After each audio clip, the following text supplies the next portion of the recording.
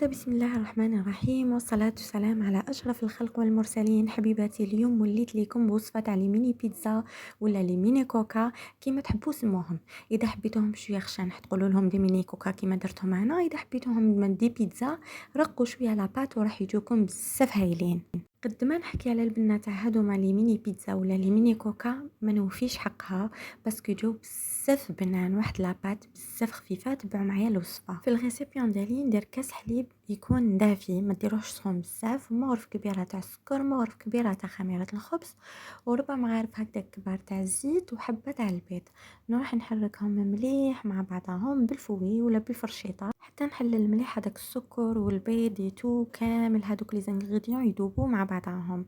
هنايا نروح نزيد الفرينه تاعي ونزيد مغرف صغيره تاع الملح، ونبدا نزيد في الفرينه بالعقل حتى نتحصل على عجينه طريه. ندلكها 5 دقائق هكذاك ونخليها تخمر واحد حوالي نص ساعه. والسر تاع البنه كامل راهو هنايا في هاد لاصوص طوماط اللي نروح ندوب شويه زبده، يعني واحد المغرف صغيره تاع الزبده، شويه تاع الزيت، ونقلي حبه بصل تاعي تكون مكعبات صغار. رقوهم شويه هذوك المكعبات باش يجيكم يطلق يعني البنه ديالو خير وخير. وهنايا نروح نزيد حبه طوماطيش تاعي كبيره، نحيلها القشره والزريعه، نقطعها دي كوب صغار تانيك، نقليها شويه، ونروح نزيد مغرف كبيره تاع طماطم مصبره، ونخلي الكل يتقلى مع بعض.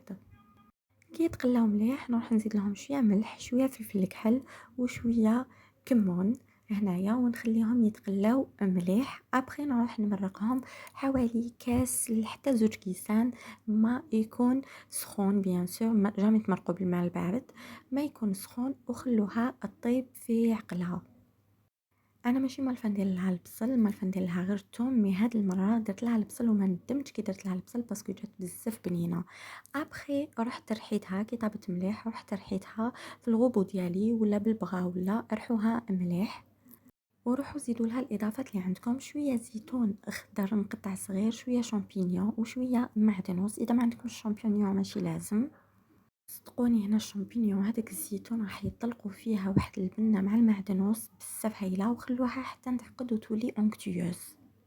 وبيان سور بعد ما خمرت العجينه تاعي نروح نفشها للداخل ونحلها بالحلال تاعي. عاود نروحكم بشويه فرينه، طبعوها بلون الطابع اللي يساعدكم. ابخي ديروها في بابي كويسون، يعني من المستحسن تستخدموا ورق الطبخ راح يساعدكم بزاف وديلكم اون كولور شابه. فتحوها كيما راكم حابين، ديروا لها لاصوص طوماط ديالكم. الاضافات هنا واش تحبوا تزيدوا لها، يا تحبوا تزيدوا لها طون ولا تخلوها كيما راهي. انا زدت لها هنايا يعني قلشتهم شويه في الدار، زدت لها شويه فيونداشي، درت له غير شويه ملح وفلفل الكحل، وزدت لها تانيك شويه مرقاس، ودخلتها طيب في كوشه تكون سخونه بيان سور. ديروا السنيوات تاعكم في الوسط باش يطيب لكم مام هذاك المرقاس والفيونداشي وما ديروهش طايب. سيو هاد الطريقه وراح تعجبكم بزاف.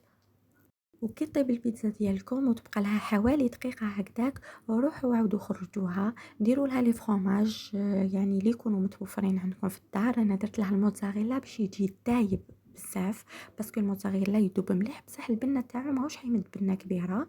وزدت لها شويه شيدار وشويه كامامبير، ودخلتها قسم يذوب الفرماج، وجات بزاف بزاف بزاف بنينه.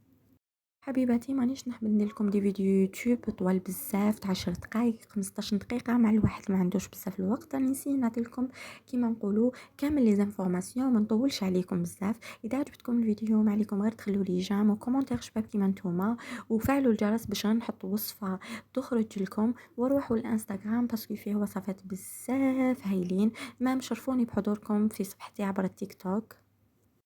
وإذا عندكم اقتراحات اقترحوهم عليا في التعليقات، وش راكم حابين لهذا رمضان كوصفات لذيذة تحليات. عاونوني حبيباتي باقتراحاتكم المميزة. وإذا حبيتوا يعني هذا نوع الجو بنيتو كنت بارطاجيته ديجا معكم في الانستغرام، إذا حبيتوا روحوا تشوفوا.